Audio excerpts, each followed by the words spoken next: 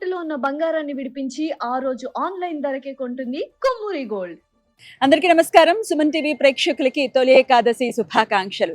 ఆషాఢ శుక్లపక్ష ఏకాదశిని తొలి ఏకాదశి, దేవసైని ఏకాదశి అని పిలుస్తారన్న విషయం మనకు తెలిసిందే. స్వామి యోగ నిద్రలోకి వెళ్ళేటటువంటి సమయం, దక్షిణాయనం కూడా ప్రారంభమైనటువంటి అతి పవిత్రమైనటువంటి సమయము. మనమైతే హైదరాబాద్ జూబ్లీ హిల్స్ లో ఉన్నటువంటి శ్రీ వెంకటేశ్వర స్వామి దేవాలయానికి విచ్చేయడం జరిగింది, టీటీడీ వారిది.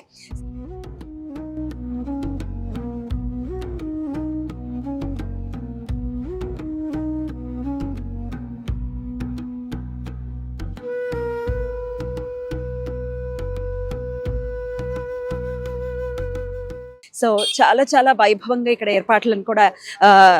ఏర్పాట్లన్నీ కూడా చేసి ఉన్నారు. చాలా ఉధృతంగా భక్తులైతే చాలా మంది వచ్చారు. జన సంద్రోహం అని అంటారు కదా, ఆ లెవెల్లోనే వచ్చారు చాలా మంది కూడా. ఇంచుమించు తెల్లవారుజామున 3 నుంచి కూడా ఇక్కడ బారులు తీరారు జనాలు. సో మరి ఆషాఢ శుక్లపక్ష ఏకాదశి తొలి ఏకాదశి, ఈ ఏకాదశిని పురస్కరించుకుని మరి స్వామివారి ఆరాధనలు ఇక్కడి నుంచి కూడా చాలా విశేషంగా ఉంటాయి. ఇక్కడి నుంచి ఈ 4 నెలలు కూడా చాలా చాలా పవిత్రమైనటువంటి మాసం. ఆషాఢ శుక్లపక్ష ఏకాదశి తొలి ఏకాదశి, ఇక్కడి నుంచి స్వామి యోగ నిద్రలోకి వెళ్తారు. కార్తీక శుక్లపక్ష ఏకాదశి రోజు అంటే ఉద్దాన ఏకాదశి రోజు మళ్ళీ స్వామి మేల్కొంటారు. మరి ఈ 4 నెలల్ని చాతుర్మాస్య దీక్ష కూడా చేస్తూ ఉంటారు. ఈ 4 నెలలు అత్యంత పరమ పవిత్రమైనటువంటి సమయంగా కన్సిడర్ చేస్తారు. సో స్వామివారు యోగ నిద్రలో ఉంటారు. మరి ఇక్కడి నుంచి కూడా శ్రావణ మాసం, భాద్రపద మాసం, ఆశ్వయుజ మాసం, కార్తీక మాసం, ఈ 4 మాసాలు కూడా చాలా పవిత్రమైనటువంటి మాసాలు. మనకు కూడా శ్రావణ మాసం మొదలైంది అని అంటే ఎన్నో పండగలు, పబ్బాలు, చాలా చాలా ఆహ్లాదకరంగా ఉండేటటువంటి సమయం ఇక మొదలవుతుంది. స్వామి యోగ నిద్రలో ఉన్నారు అని అంటే మనం కూడా స్వామి ఆరాధనలో విశేషంగా ఉండాలి. ఆయనకి నిద్రపోవడం, లేవటం ఇవన్నీ ఏమి ఉండవు. ఆయన ధ్యానంలో ఉంటారు విశేషంగా. సో ఆయన దృష్టి ఇంకా ఎక్కువ కేంద్రీకృతం చేస్తారు భక్తుల మీద అని చెప్పడంలో ఎటువంటి అతిశయోక్తి లేదు. చాలా పెద్ద సంఖ్యలో కూడా భక్తులు ఇక్కడ స్వామివారి దర్శనం కోసం వేచి ఉన్నారు. సంవత్సరంలో వచ్చేటటువంటి 24 ఏకాదశులు కూడా చాలా చాలా విశిష్టమైన ఏకాదశులు ఖచ్చితంగా. అయితే 2 ఏకాదశులను మాత్రం ఎటువంటి పరిస్థితుల్లో భక్తులు వదులుకోరు. అటు ముక్కోటి ఏకాదశిని, ఈ తొలి ఏకాదశిని, ఈ 2 ఏకాదశులు కూడా చాలా విశేషవంతమైనటువంటి ఏకాదశులు. మరి దక్షిణాయన పుణ్యకాలం కూడా ప్రారంభమైనటువంటి ఈ సమయాన్ని పురస్కరించుకుని స్వామివారి దర్శనాన్ని ఒక్కసారి చేసుకుని స్వామి అనుగ్రహాన్ని పరిపూర్ణంగా పొందాలి అని చెప్పి భక్తులందరూ కూడా చాలా తెల్లవారుజామున 3 నుంచి ఇక్కడ ఉన్నామని చెప్పేవాళ్ళు కూడా ఉన్నారు. పెద్ద సంఖ్యలో స్వామివారి దర్శనాన్ని చేసుకుంటున్నారు. మరి చూద్దాం, అలాగే స్వామివారి దర్శనం కూడా చేసుకుందాం. లోపలికి వెళ్దాం, స్వామివారి దర్శనం చేసుకునేటటువంటి ప్రయత్నం చేద్దాము. జనాలైతే చాలా చాలా మంది వచ్చారు. సో ఆబ్వియస్గా మనం టీటీడీ ఆధ్వర్యంలో ఉన్నటువంటి టీటీడీ తిరుమల వెంకటేశ్వర స్వామికి సంబంధించినటువంటి ఆలయం కాబట్టి లోపల ఎటువంటి పరిస్థితుల్లో మనం వెళ్ళలేము. కానీ గోవిందనామ స్మరణ మనం వింటూ ఉన్నాము. భక్తులందరూ కూడా చాలా చాలా సంతోషంగా స్వామివారిని దర్శనం చేసుకున్నారు తొలి ఏకాదశిని పురస్కరించుకుని. మరి ఈ తొలి ఏకాదశి విశిష్టతను ఒక్కసారి తెలుసుకుందాము. ఈరోజు దేవసైని ఏకాదశి, ఈ ఏకాదశిని పద్మ ఏకాదశి అని, ఆషాఢ ఏకాదశి అని, హరిశయన ఏకాదశి అని, దేవపోది ఏకాదశి అని కూడా పిలుస్తారు. తెలుగు ప్రజలు తొలి ఏకాదశి పేరుతో ఈ పండుగను జరుపుకుంటారు. భవిష్యోత్తర పురాణం ప్రకారం బ్రహ్మదేవుడు నారద మహర్షికి ఈ ఏకాదశి ప్రాశస్త్యాన్ని వివరించాడుట. ఒక సందర్భంలో దేశంలో కొన్ని సంవత్సరాల పాటు కరువు కాటకాలు ఏర్పడ్డాయని, వర్షాలను ఎలా కురిపించాలో అర్థం కాక ఆ దేశ రాజుగారు మదన పడుతున్న సమయంలో అంగిరస మహాముని ఆ రాజుగారిని ఈ ఏకాదశి వ్రతాన్ని ఆచరించమని సలహా ఇచ్చారుట. రాజుగారు ఈ వ్రతం ఆచరించడంతో విష్ణుమూర్తి కృపతో దేశంలో వర్షాలు పడి కరువు కాటకాలు తొలగిపోయాయని కథనం. ఈ ఏకాదశి రోజు విష్ణుమూర్తి క్షీరసాగరంలో ఆదిశేషుడిపై నిద్రకు ఉపక్రమిస్తారు అని ఈ ఏకాదశికి దేవసేని ఏకాదశి అని పేరు వచ్చింది. ఈ ఏకాదశి రోజు నిద్రకు ఉపక్రమించిన విష్ణుమూర్తి 4 నెలల పాటు నిద్రావస్థలో ఉండి కార్తీక శుక్లపక్ష ఏకాదశి, దానిని ఉద్దాన ఏకాదశి, దేవ ఉత్తన ఏకాదశి అని కూడా పిలుస్తారు. ఆ రోజున మేలుకుంటారు అని పురాణ కథనం. అందువలన ఈ 4 నెలలు వర్షాకాలంలో భక్తులు ప్రత్యేక దీక్ష చేస్తారు. దీనినే చాతుర్మాస్య దీక్ష అని అంటారు. ఈ రోజు నుండి చాతుర్మాస్య వ్రతం ఆరంభమవుతుంది. ఈ రోజు భక్తులు రోజంతా ఉపవాసం ఉండి సత్యనారాయణ స్వామి వ్రతం ఆచరిస్తారు. ఈ రోజు ఉపవాసం ఉన్న వారికి పారణ సమయం రేపు సూర్యోదయం నుండి ఉదయం 8:29 వరకు ఉంటుంది. రేపటి నుండి శాఖావర్జం ప్రారంభమవుతున్న కారణంగా పారణ భోజనంలో కూరగాయలతో చేసిన వంటకాలు తినకూడదు. కేవలం పప్పు పెరుగుతో చేసిన పదార్థాలను మాత్రమే పారణ భోజనంలో వినియోగించాలి. అంటే చాతుర్మాస్య దీక్షలో ఉన్న వాళ్ళు మాత్రము ఈ కూరగాయలను తినరన్నమాట. అంటే ఈ 4 నెలలు కూడా ఒక్కొక్క నెల ఒక్కొక్క పదార్థాన్ని మనం త్యజించాల్సి వస్తుంది. ఒక నెల కూరగాయల్ని త్యజిస్తే ఒక నెల పాలు, ఒక నెల పెరుగు, ఇలా అన్నమాట. 4 నెలలు కూడా చాలా అత్యంత భక్తి శ్రద్ధలతో చాతుర్మాస్య దీక్షని చేస్తూ ఉంటారు, గృహస్థులు చేస్తారు. అలాగే పీఠాధిపతులైతే చాలా చాలా విశేషంగా మనందరి రక్షణార్థం వారు ఎన్నెన్నో దీక్షలు చేస్తూ ఉంటారు. అందులో చాతుర్మాస్య దీక్ష ఒకటని ఖచ్చితంగా చెప్పుకోవచ్చు. అలాగే ఈ రోజుకున్నటువంటి విశేషం గురించి ఇంకా కొన్ని విశేషాలు ఉన్నాయి, అవేంటో తెలుసుకుందాం. దక్షిణాయన పుణ్యకాలం ప్రారంభమైనటువంటి ఈ సమయం, మిథున రాశిలో నుండి సూర్యుడు కర్కాటక రాశిలోకి ప్రవేశించే ఈ సంధి సమయంలో ఈ తొలి ఏకాదశి వస్తుంది. తొలి ఏకాదశి నాడు స్వామివారిని దర్శించుకోవటం అంటే అంతకంటే పరమ పవిత్రమైనటువంటి ఆరాధన ఇంకొకటి ఉండదని ఖచ్చితంగా చెప్పుకోవచ్చు. అందుకే ఇంతలాగా వేల సంఖ్యలో భక్తులు కూడా స్వామివారిని దర్శనం చేసుకోవాలి అని అనుకుంటున్నారు. అయితే ఈ ఏకాదశి గురించి ఇంకొన్ని విశేషాలు ఉన్నాయి, అవేంటో తెలుసుకుందాం. ఇందాకే అనుకున్నట్టుగా శ్రీ మహావిష్ణువు పురాణాల ప్రకారం తొలి ఏకాదశి రోజున క్షీరసాగరంలో శేషతల్పంపై 4 నెలల పాటు యోగ నిద్ర అంటే దివ్య నిద్రలోకి వెళ్తారు. తిరిగి కార్తీక శుద్ధ ఏకాదశి ఉద్దాన ఏకాదశి అని అంటారు, ఆ రోజున మేల్కొంటారు. అలాగే చాతుర్మాస్య వ్రత ఆరంభం. విష్ణుమూర్తి నిద్రించే ఈ 4 నెలలు కాలాన్ని చాతుర్మాస్యం అని అంటారు.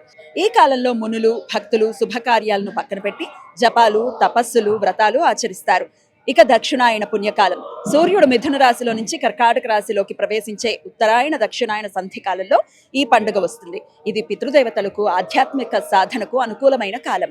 ఇక ఈరోజు పూజా విధానం మరియు నియమాల గురించి తెలుసుకుందాం. ఉపవాస దీక్ష అనేది ప్రధానమైనటువంటి పాత్ర పోషిస్తుంది ఏకాదశి నాడు.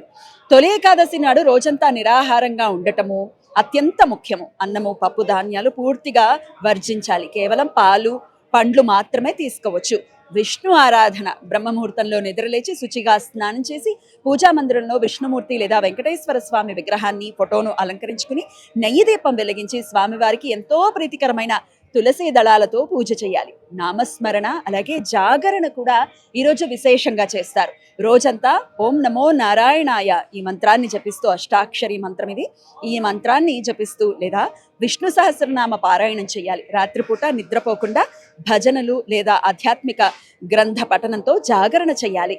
ద్వాదశి పారణ. మరుసటి రోజు ద్వాదశి ఉదయం పునఃపూజ చేసి బ్రాహ్మణులకు లేదా పేదలకు అన్నదానం చేసిన తర్వాతే ఉపవాస విరమణ పారణ చెయ్యాలి. ఇక పారణ విషయం గురించి ఒకసారి తెలుసుకుంటే, ఈ రోజు ఉపవాసం ఉన్నవారు రేపు సూర్యోదయం నుండి ఉదయం 8:29 లోపు పారణ చెయ్యాలి, అంటే భోజనం చెయ్యాలి. అంటే రేపు కూడా ద్వాదశి ఘడియల్లో బ్రహ్మముహూర్తంలోనూ లేచి శుచిగా స్నానం చేసి విష్ణు ఆరాధన చేసి ఆ తర్వాత స్వామివారికి నివేదన పెట్టుకున్న తర్వాత మనం ఎవరికైనా దాన ధర్మాలు చేసిన తర్వాత మనం భోజనం చేయాలన్నమాట. అక్కడితో ఏకాదశి వ్రతం పూర్తయినట్టు. మరి తర్వాత మళ్ళీ ఎప్పుడు భోజనం చేయాలండి అని ఒకరు అడిగారు. పొద్దున మీరు ఆల్రెడీ 8:29 మీరు తినేస్తారు. బట్ దాని తర్వాత కూడా ఒకవేళ మీకు ఆకలిస్తే మళ్ళీ రాత్రిపూట మళ్ళీ భోజనం చేసుకోవచ్చు. ఇంకా ఈ పారణతోటే ఏకాదశి వ్రతం ముగిసినట్టు. తర్వాత మీరు ఎలా తిన్నా ఎప్పుడు తిన్నా దానికి ఏమీ ఎటువంటి అభ్యంతరం లేదు.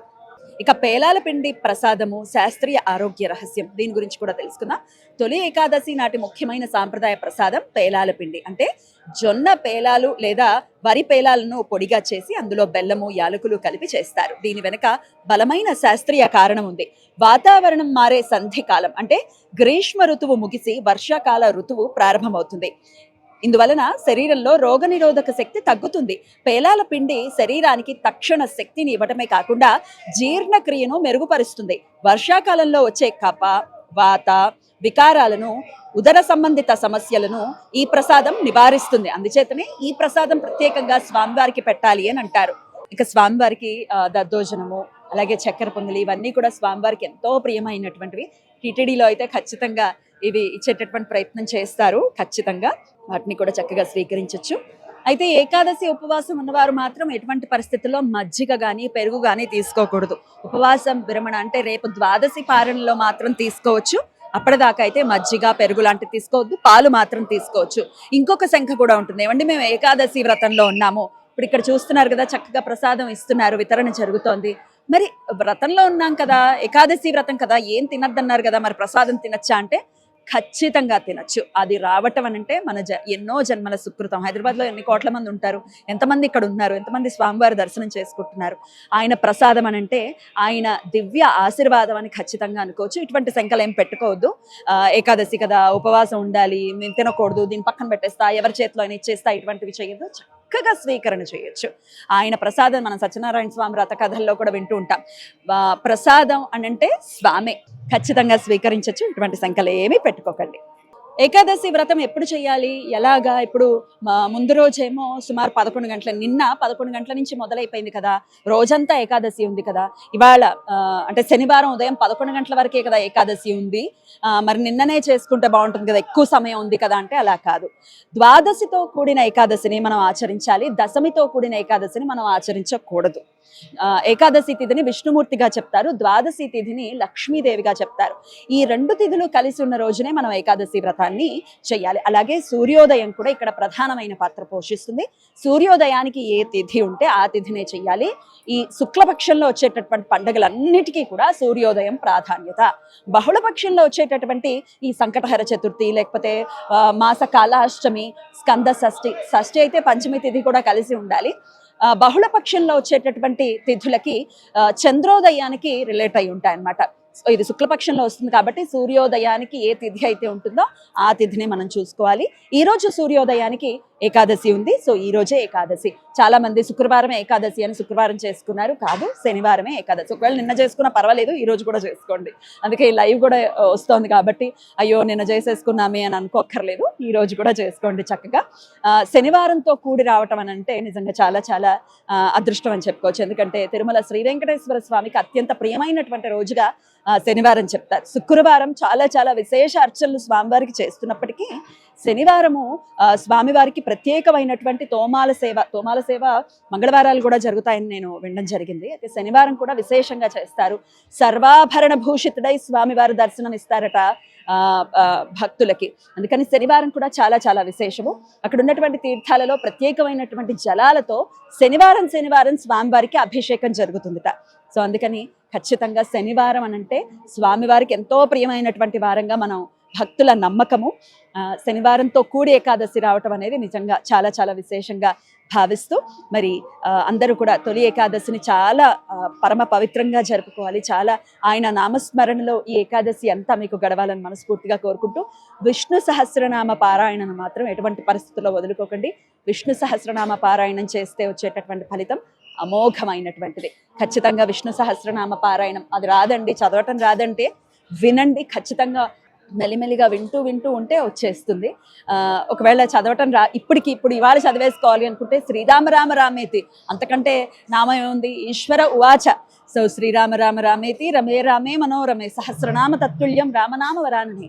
ఈ నామాన్ని నిరంతరం జపించండి. ఏదో గుడికి వచ్చేసాం, చూసేసాం, ఒకసారి చెప్పేసాం కాదు, ఈ రోజంతా చక్కగా వినియోగించుకోండి. స్వామి అనుగ్రహానికి పాత్రలవ్వండి. నమస్కారం.